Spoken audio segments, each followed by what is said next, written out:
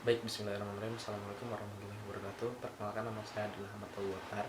Saya dari kelas Beta 2019, program studi pendidikan dokter Fakultas Kedokteran Universitas Sriwijaya. Jadi di sini saya mendapatkan tugas berupa skenario B blok 6 tahun 2020, yaitu blok fisiologi. Berlama-lama lagi saya bacakan skenario-nya. Skenario B blok 6 tahun 2020. Tuan A, 18 tahun, datang ke klinik Unsri karena mengeluh badan dan mata yang terlihat kuning sejak 1 hari yang lalu. Awalnya, sejak 1 pekan yang lalu, Tuan A mengalami demam. Ia juga mengeluh mual, muntah, dan tidak nafsu makan. Tuan A merasakan nyeri di perut kanan atas. Saat BAB, warna tinja seperti dempul dan warna urin seperti teh pekat. Tuan A adalah seorang mahasiswa di Fakultas Teknik yang tinggal di asrama di Indralaya. Banyak teman A mengalami keluhan yang sama. Riwayat imunisasi Tuan A lengkap. Pemeriksaan tanda fisik berupa tanda vital, sensorium kompas mentis, tekanan darah 120/70 mm Hg, heart rate 96 kali per menit, respiration rate 20 kali per menit, temperatur tubuh 37,9 derajat Celcius. Status lokalisata, sklera iterik positif, abdomen, terdapat hepatomegali, dan nyeri tekan di daerah hipokondrium dekstra. Pemeriksaan laboratorium menunjukkan bahwa bilirubin direct Tuan A 12 mg per sen, bilirubin indirect 1 mg per sen, SGOT 1100 unit per liter, SGPT 875 unit per liter, dan dokter menyebutkan bahwa Tuan A mengalami infeksi virus hepatitis akut yang kemungkinan disebabkan oleh infeksi virus hepatitis A. Saya akan menjelaskan identifikasi masalah yang telah saya dapatkan. Yang pertama ada permasalahan, yaitu Tuan A 18 tahun datang ke klinik Unsri karena mengeluh badan dan mata yang terlihat kuning sejak 1 hari yang lalu. 2. Awalnya sejak 1 pekan yang lalu Tuan A mengalami demam. Yang ketiga, ia juga mengeluh mual, muntah, dan tidak nafsu makan. Yang keempat, ada Tuan A merasakan nyeri di perut kanan. Nomor 5 adalah saat BAB, warna tinja Tuan A seperti dempul dan warna urin seperti teh pekat. Yang keenam, ada Tuan A adalah seorang mahasiswa di Fakultas Teknik yang tinggal di asrama mahasiswa, dan kebanyakan teman-teman satu asramanya memiliki keluhan yang sama yang dialami oleh Tuan A. Yang ketujuh, di sini dijelaskan fakta berupa riwayat imunisasi Tuan A lengkap, yang mana diberikan data berupa pemeriksaan fisik dengan tanda vital, sensorium kompas mentis, tekanan darah 120/70 mm Hg, heart rate 96 kali per menit, respiration rate 20 kali per menit, dan temperatur tubuh 37,9 derajat Celcius. Status lokalisata diberikan sklera iterik positif, abdomen terdapat hepatomegali, dan nyeri tekan di daerah hipokondrium dekstra. Pemeriksaan laboratorium menunjukkan bahwa bilirubin direct sebanyak 12 mg per sen, bilirubin indirect 1 mg per sen, SGOT 1100 unit per liter, dan SGPT 875 unit per liter.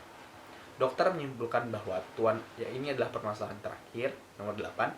Dokter menyimpulkan bahwa Tuan A mengalami hepatitis virus akut yang kemungkinan disebabkan oleh infeksi virus hepatitis A. Prioritas masalah yang saya angkat di sini adalah ketika dokter menyimpulkan bahwa Tuan A mengalami infeksi hepatitis akut yang disebabkan oleh infeksi virus hepatitis A. Baik, saya akan menjelaskan alasan saya memilih permasalahan nomor 8 sebagai prioritas utama permasalahan saya ini. Jadi, ketika dokter menyimpulkan bahwa Tuan A mengalami infeksi virus akut yang kemungkinan disebabkan oleh infeksi virus hepatitis A, virus hepatitis A ini menyebabkan terjadinya infeksi. Yang infeksi tersebut merupakan salah penyebab utama terjadinya gejala-gejala yang dialami oleh Tuan A. Nah, gejala-gejala ini dapat ditanggulangi menurut saya salah satunya itu dengan cara memprioritaskan infeksi tersebut, yang nantinya setelah infeksi tersebut mereda, respon tubuh itu akan berangsur normal, kembali ke homeostasis, yang mendorong saya untuk memilih permasalahan tersebut sebagai prioritas utama. Berikutnya kita sampai ke pertanyaan dari analisis masalah. Yang pertama adalah masalah Tuan A 18 tahun datang ke klinik Unsri karena mengeluh badan dan mata yang terlihat kuning sejak 1 hari yang lalu. Pertanyaannya adalah, mengapa mata Tuan A dapat terlihat kuning? Jadi, karena saat terjadi obstruktif pada kejadian hepatitis yang disebabkan oleh hiperplasia hepatosit, yang disebabkan oleh respon inflamasi, ductus biliaris pun tertutup karena obstruktif oleh hiperplasia hepatosit tersebut. Lalu, bilirubin yang seharusnya masuk ke ductus biliaris akan keluar menuju plasma darah dalam bentuk bilirubin direct. Lalu, plasma akan dipenuhi dengan bilirubin yang nantinya akan mengalir ke bagian bulbus oculi. Nah, walaupun sklera merupakan jaringan ikat longgar avaskular, cairan vitrosumor di mata juga mendapatkan asupan nutrisi dari cairan tubuh yang dalam hal ini telah dipenuhi oleh bilirubin. Nah, terjadilah sklera iktarik. Itu adalah pertanyaan pertama. Lalu yang kedua, mengapa badan Tuan A dapat terlihat kuning? Akibat retensi bilirubin yang telah menumpuk di plasma dalam darah akan dialir. Bagaimana mekanisme demam yang terjadi pada Tuan A? Sesuai dengan pernyataan saya sebelumnya pada analisis masalah nomor 2. Demam merujuk kepada peningkatan suhu tubuh akibat infeksi atau peradangan sebagai respons terhadap masuknya mikroba. Mikroba tersebut mikroba tersebut difagositosis oleh leukosit darah, makrofag jaringan, dan limfosit pembuluh bergranula besar. Seluruh sel ini selanjutnya mencerna hasil pencernaan bakteri dan melepaskan sitokin, berbagai kelompok molekul sinyal pada peptida yang terlibat dalam respons imun bawaan dan adaptif. Salah satu yang paling penting dari sitokin ini yang menyebabkan demam adalah interleukin 1 atau IL-1 yang juga disebut leukosit pirogen atau pirogen endogen yang bekerja pada pusat termoregulasi hipotalamus untuk meningkatkan patokan termostat atau set point. Nah, interleukin 1 pada juga menginduksi pembentukan salah satu prostaglandin, terutama prostaglandin E2, yaitu atau namanya PGE2.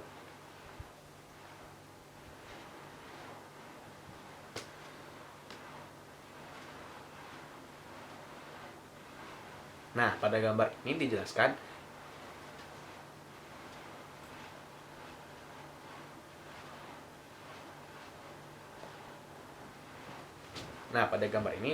bahwa pada saat terdapat infeksi atau peradangan, makrofag akan bekerja dengan maksimal yang nantinya akan melepaskan protein endogen.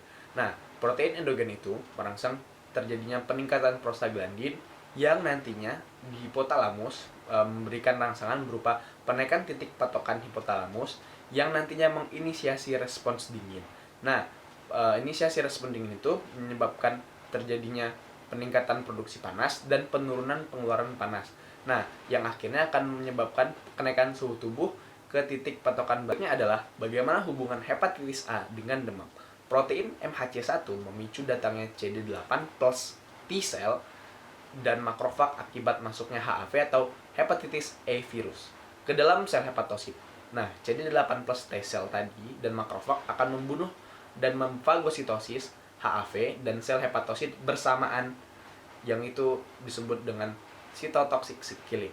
Nah, setelah memfagosit virus, makrofag akan melepaskan sitokin, yang salah satu sitokin yang penting adalah interleukin 1 tadi yang sudah saya sebutkan.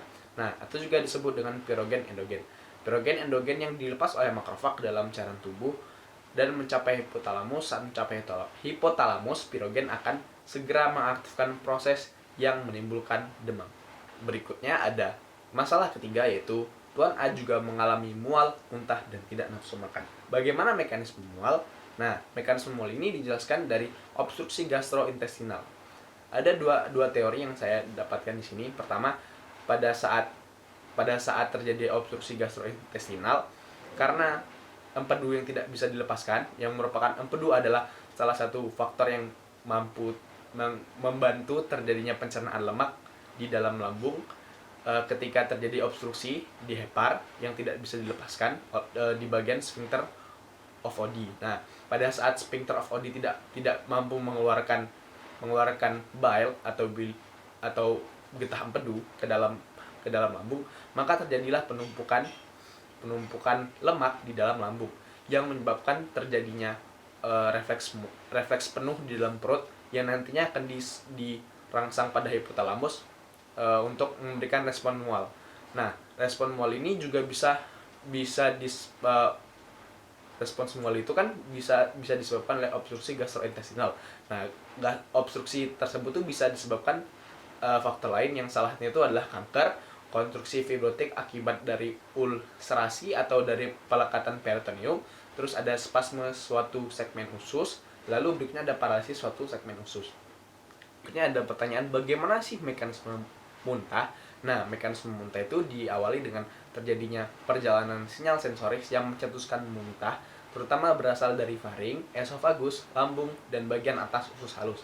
Nah, impuls saraf tersebut kemudian ditransmisikan baik oleh serabut saraf aferen vagus maupun oleh saraf simpatis ke bagian berbagai bagian nukleus yang tersebar di batang otak yang semuanya bersama-sama disebut pusat muntah.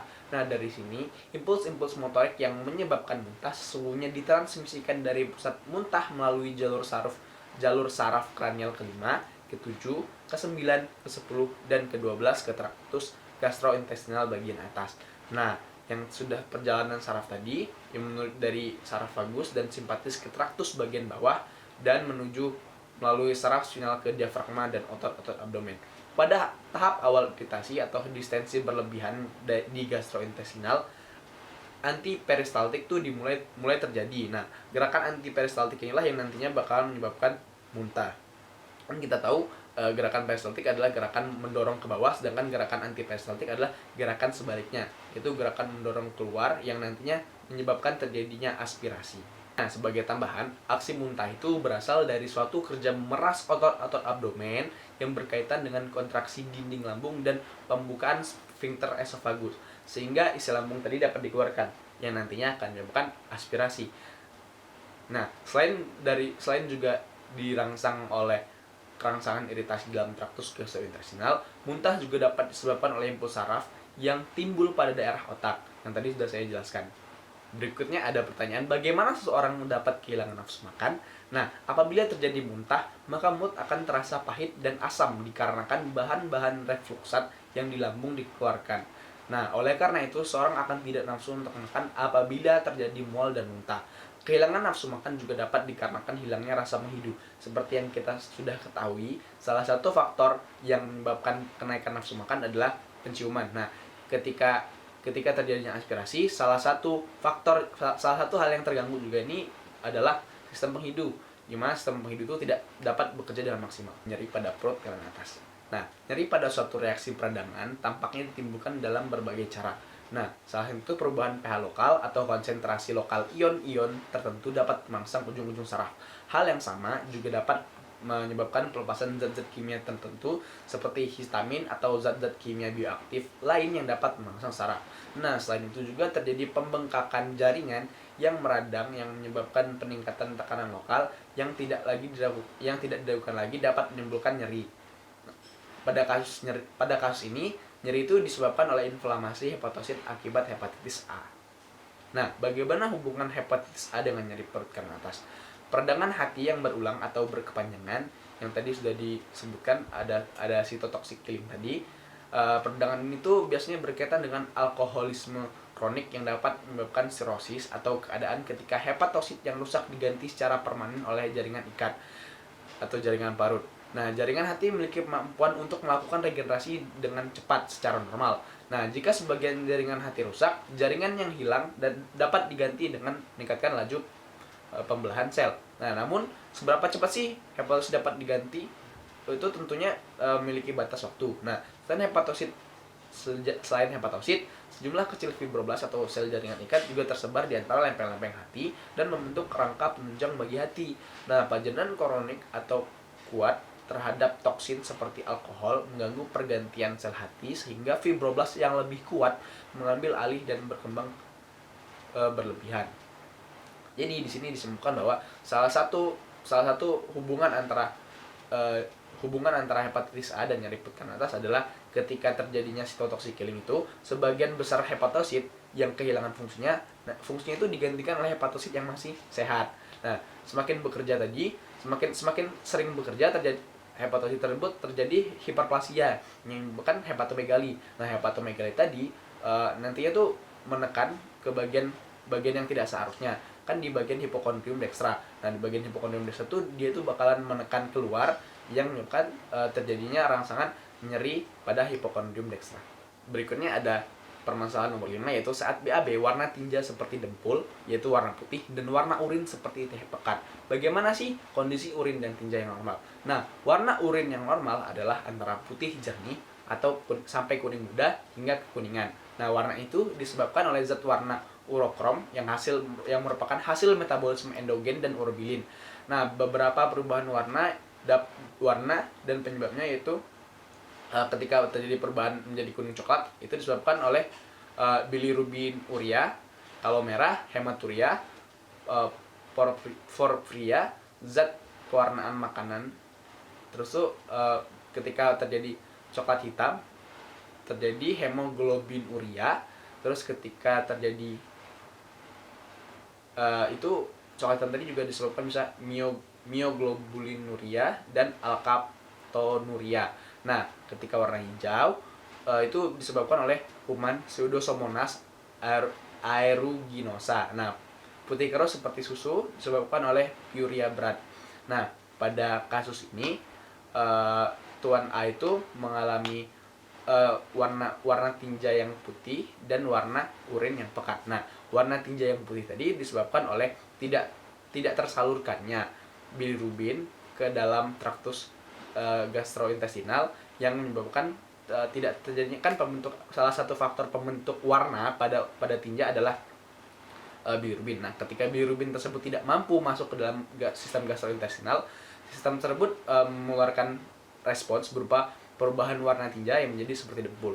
Nah, kan terdapat walaupun bilirubin tidak mampu diantarkan ke gastrointestinal, bilirubin tetap bisa berjalan ke bagian ginjal. Nah, bilirubin ini menuju ginjal dalam bentuk urobilin. Nah, ketika urobilin itu masuk ke dalam ginjal, kan ini dalam konteks konsentrasi bilirubin tetap ada, tetapi tidak mampu dikeluarkan ke bagian gastrointestinal. Nah, ketika diluapkan ke ginjal tadi, bilirubin ini overload berlebihan yang menyebabkan terjadinya perubahan warna seperti teh pekat. Permasalahan berikutnya adalah banyak teman A juga mengalami keluhan yang sama sebelumnya yang dirasakan oleh Tuan A. Pertanyaannya adalah bagaimana mekanisme penularan hepatitis A? Nah, hepatitis A pada kasus ini salah satu transmisinya itu adalah dengan cara oral, di mana salah satu faktor yang mendukung terjadinya penularan hepatitis A adalah lingkungan yang tidak sehat. Nah, lingkungan yang tidak sehat tadi, misalnya ketika kita mencuci tangan dengan air yang terkontaminasi dengan virus hepatitis, maka ketika kita makan, kita itu misalnya tanpa menggunakan sabun, salah satu faktornya. Nah, dan juga ketika mencuci makanan lalu mencuci alat-alat untuk makan, nah yang terkontaminasi dengan air yang sudah terkena virus hepatitis A. Nah, itu tadi mampu meningkatkan faktor terjadinya transmisi dari luar ke dalam tubuh yang menyebabkan nantinya terjadi infeksi hepatitis A. Berikutnya ada fakta di mana riwayat imunisasi dasar Tuan A lengkap. Nah, di sini saya jelaskan bahwa riwayat imunisasi dasar Tuan lengkap ini, apalagi di Indonesia, dengan standarisasi yang sudah ditentukan. Nah, standarisasi tersebut adalah vaksin yang diberikan kepada anak bayi hingga waktu yang telah ditentukan. Itu vaksin itu adalah vaksin hepatitis B. Nah, jadi Tuan A ini kebal terhadap atau memiliki imunitas diri dari virus hepatitis B, bukan virus hepatitis A. Jadi inilah yang menyebabkan menjawab pertanyaan kenapa sih walaupun dia sudah memiliki riwayat imunisasi dasar yang lengkap, kenapa dia masih bisa menerima transmisi virus hepatitis A dan terjadi infeksi. Pada permasalahan nomor 7 terdapat hasil pemeriksaan berupa terjadinya hepatomegali. Nah, seperti yang saya sudah jelaskan di infeksi dan terjadinya rasa mual, muntah dan nyeri tekan di hipokondrium dextra tadi, terdapat pertanyaan bagaimana mekanisme terjadinya hepatomegali. Nah, hepatomegali itu terjadi disebabkan oleh akumulasi sel darah dan cairan karena inflamasi. Nah, sel darah itu diapedesis dari pembuluh darah ke tempat inflamasi, atau dapat juga karena nekrosis hepatosit cairan selnya, yang itu juga disebabkan oleh hiperplasia sel-sel hati, dan sel Kupffer yaitu makrofag yang membesar karena banyak patogen yang harus diserang. Nah, pada bagian ini, pada kasus ini kita tuh mendapatkan hepatomegali yang disebabkan oleh sel hepatosit yang membesar, dan juga terdapat sel Kupffer atau makrofag yang membesar karena terjadi inflamasi di salah satu bagian di jaringan hati, yaitu di bagian hepatosit. Nah, sel-sel hepatosit yang sudah terjangkit tadi kehilangan fungsinya. Nah, kehilangan fungsi tadi dikompensasi dengan salah satu bagian lain di hepar, mungkin bagian destra atau bagian sinistra, yang itu sel hepatosit di bagian tersebut tuh akan meningkatkan fungsi kerjanya, yang nantinya akan terjadi hiperplasia yang akhirnya itu akan menghasilkan hepatomegali. Nah, hepatomegali ini sekali lagi saya tekankan pada kasus ini adalah disebabkan oleh peningkatan fungsi hepatosit di salah satu bagian yang masih bisa bekerja sebagai bentuk dari kompensasi salah satu bagian hepatosit yang mengalami kematian. Baik, berikutnya ada salah satu hal yang penting di bagian ini. Mengapa sih bisa terjadi peningkatan bilirubin indirect dan direct? Nah, saya akan jelaskan secara singkat. Nah, kadar bilirubin indirect dan direct itu dapat meningkat saat terjangkit virus hepatitis H karena terjadi kerusakan sel hepatosit hati akibat respon imun tubuh yang sudah saya jelaskan tadi. Nah, imun tubuh itu akan menghancurkan sel-sel hepatosit yang terjangkit virus hepatitis A, yang nantinya tuh menyebabkan banyak sel-sel hepatosit yang mengalami kematian.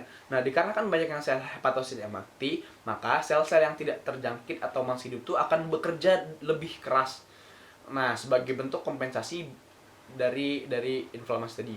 Nah, tadi setelah terjadi kompensasi itu, terjadilah hiperplasia pada sel-sel tersebut yang akan mengakibatkan obstruksi di kanaliguli biliaris, yang merupakan tempat penyaluran sekresi hati ke vesika velea atau ke usus, yang menyebabkan tinja menjadi berwarna seperti dempul.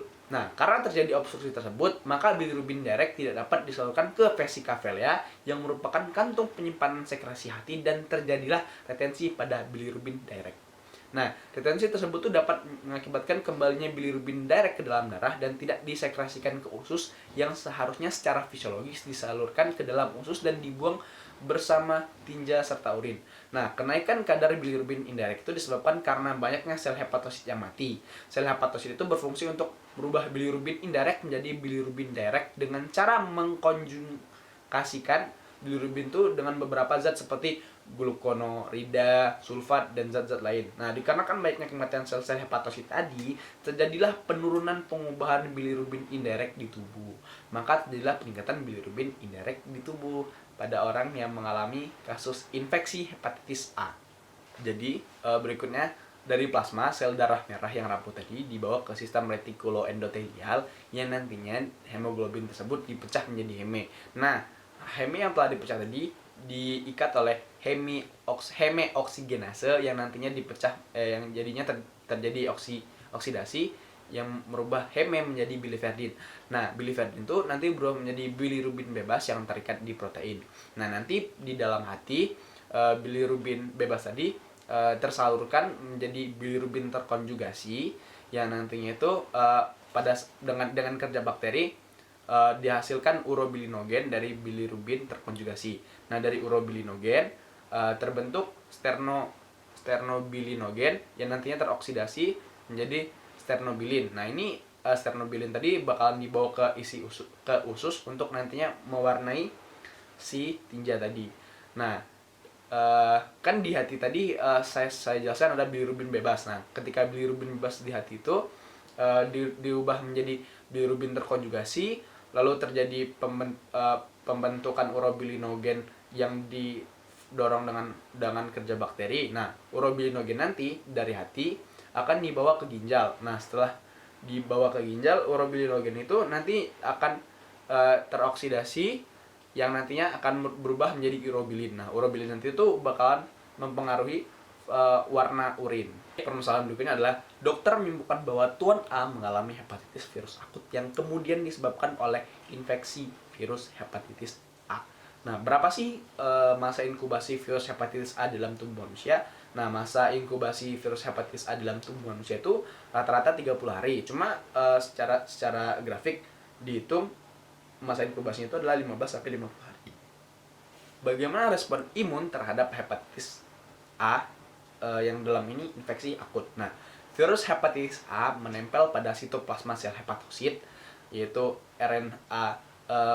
Dalam hal ini virus hepatosit A itu merupakan virus yang bertipe RNA. Nah, RNA virus hepatitis A tadi akan bereplikasi di dalam sitoplasma sel hepatosit. Nah, sebagai umpan balik, protein MHC1 akan keluar. Nah, protein MHC1 ini akan memicu pengeluaran CD8 plus T cell dan makrofag untuk keluar. Nah, CD8 plus T cell dan makrofag akan membunuh memfagosit HAV dan sel hepatosit bersamaan. Nah, pembunuhan itu disebut dengan cytotoxic killing. Nah, akibat dari terjadinya cytotoxic killing tadi, sel hepatosit akan mengalami nekrosis dan menyebabkan jumlah sel hepatosit menurun. Nah, sel hepatosit yang masih berfungsi akan mengalami pembesaran untuk menyeimbangkan fungsi hepar. Perbesaran ini itu disebut dengan hepatomegali.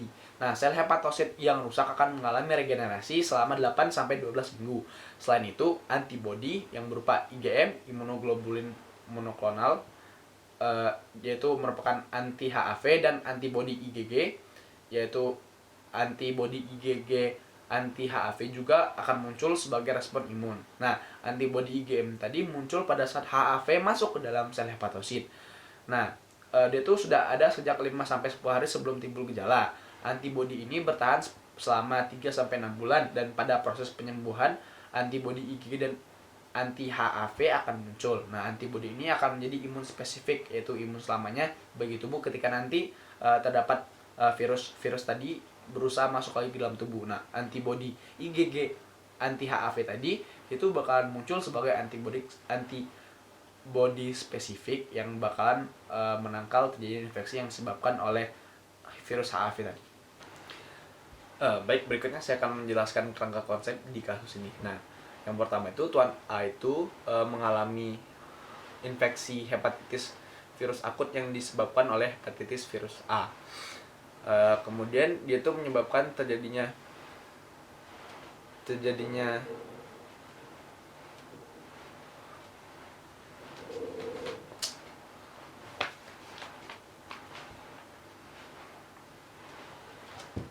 baik, berikutnya saya akan menjelaskan tentang kerangka konsep yang terjadi di kasus ini. Nah, kerangka konsep itu dimulai dari Tuan A mengalami hepatitis virus akut yang kemungkinan disebabkan oleh virus hepatitis A. Nah, terjangkit virus hepatitis A itu disebabkan oleh kontaminasi virus yang berasal dari pengaruh sanitasi dan makanan. Nah, dua hal tadi itu menyebabkan terjadinya kerusakan sel hepatosit yang dikarenakan oleh infeksi virus sel akut tadi. Nah, kerusakan sel hepatosit itu menyebabkan tiga masalah, yaitu aktivasi neutrofil dan makrofag, yang berikutnya menyebabkan kerusakan fungsi hati, dan nantinya itu sel-sel hepatosit yang lain itu akan mengalami hiperplasia karena sebagai kompensasi dari rusaknya sel-sel hati tersebut. Nah, aktivasi neutrofil dan makrofag itu nantinya menyebabkan terjadinya rangsang sel endotel hipotalamus yang menyebabkan terjadinya peningkatan asam akaridonat. Terus tuh kemudian peningkatan asam akaridonat itu memicu pengeluaran prostaglandin. Nah, pengeluaran prostaglandin itu nantinya menyebabkan terjadinya peningkatan aktivitas kerja termostat di hipotalamus yang menyebabkan demam. Nah, berikutnya ada kerusakan fungsi hati dan bilirubin. Nah, ketika terjadi kerusakan fungsi hati tadi, dia itu menyebabkan bilirubin itu tidak sempurna dikeluarkan ke tempat yang seharusnya, yaitu sistem gastrointestinal atau sistem digestivus. Nah, dari kerusakan sel hepatosit itu juga disebabkan oleh terjadinya nekrosis. Nah, nekrosis itu merupakan salah satu faktor kenaikan kadar SGOT dan SGPT. Nah, berikutnya ada kerusakan sel-sel hepatosit yang menyebabkan terjadi hiperplasia sel-sel hepatosit. Nah, faktor ini tuh menyebabkan terjadinya obstruksi pada kanalikuli biliaris yang menyebabkan terjadi gangguan ekskresi empedu ke usus. Nah, gangguan ekskresi empedu ke usus itu menyebabkan pewarnaan feses yang seperti dempul. Nah, gangguan ekskresi empedu ke usus menyebabkan terjadinya bilirubin yang dihasilkan ke sirkulasi itu tidak mampu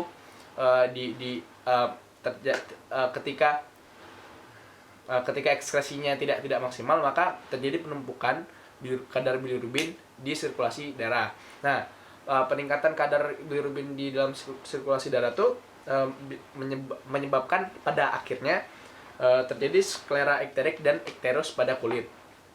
Nah, sel-sel hepatosit lain yang terjadi hiperplasi itu juga menyebabkan hepatomegali yang merupakan salah satu bentuk dari kompensasi hepar dalam melawan virus ini. Nah, hepatomegali itu bisa menyebabkan luka visceral, di mana ketika terjadi hepatomegali, terjadi perbesaran, maka hepar itu kan kontak langsung dengan otot-otot yang ada di atasnya, yang salah satunya itu otot diafragma. Nah, ketika terjadi gesekan dengan otot-otot tersebut, dia tuh mampu menghasilkan luka visceral yang menyebabkan nyeri pada abdomen. Nah, cuma pada kasus itu kita tidak saya hanya menjelaskan fakta-faktanya saja di kasus ini, bukan merupakan salah satu penyebab utama pada kasus ini. Nah, kalau misalnya pada kasus ini tuh nyeri abdomen itu disebabkan oleh perbesaran hepatomegali yang dia tuh menekan ke daerah di atasnya.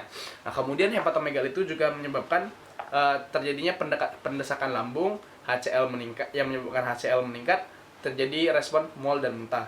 Nah, respon mual dan muntah itu menyebabkan terjadinya perasaan mulut yang terasa pahit karena aspirasi tadi, terus tuh yang menyebabkan kehilangan nafsu makan. Saya ulangi lagi, dari peningkatan kadar bilirubin di dalam darah itu menyebabkan sklera ekterik dan ekterus pada kulit kan.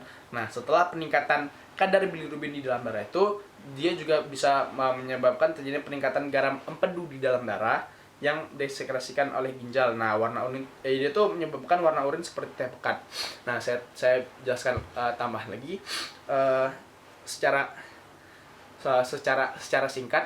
Teorema ini di hepatomegali kan terdapat, saya jelaskan, hepatomegali itu mendesak lambung yang menyebabkan HCl meningkat dan mual dan muntah. Nah, di sini saya tambahkan lagi bahwa penjelasan tersebut tuh ada faktor lain yang bisa menyebabkan kasus mual dan muntah ini yang sudah saya jelaskan sebelumnya. Nah, salah satu faktornya itu ketika pelepasan garam empedu itu tidak maksimal ke lambung. Nah, di mana ketika di lambung, pemecahan lipid atau pemecahan lemak itu dibantu oleh bile atau garam empedu. Nah, garam empedu tadi yang seharusnya dialirkan ke dalam sistem digestif tidak mampu dialirkan secara maksimal, atau bahkan tidak terjadi pengaliran garam empedu. Nah, tidak terjadi pengaliran garam tadi menyebabkan terjadinya penumpukan lemak di dalam lambung. Ketika terjadi penumpukan lemak di dalam lambung, nantinya lambung akan memberikan respon kepada tubuh bahwa di lambung sudah penuh, tolong jangan ditambah makanan lagi. Nah, setelah terjadi respons kepenuhan tadi, semakin lama terjadi penumpukan, maka seperti yang sudah saya jelaskan lagi, akhirnya bakalan terjadi rangsang di hipotalamus, di pusat muntah, yang nantinya akan menyebabkan respon muntah. Baik, kesimpulan atau sedikit resume dari kasus ini adalah Tuan A itu mengalami hepatitis A akut yang disebabkan oleh infeksi virus hepatitis A dengan gejala berupa badan dan mata terlihat kuning atau ekterik, demam, mual, muntah, tidak nafsu makan, nyeri di perut kanan atas, nyeri tekan di hipokondrium dextra, hepatomegali, warna tinja seperti dempul, dan warna urin seperti teh pekat. Baik, itu saja dari saya. Apabila ada salah kata, saya mohon maaf. Kepada Allah saya mohon ampun. Billahi taufiq wal hidayah. Wassalamualaikum warahmatullahi wabarakatuh.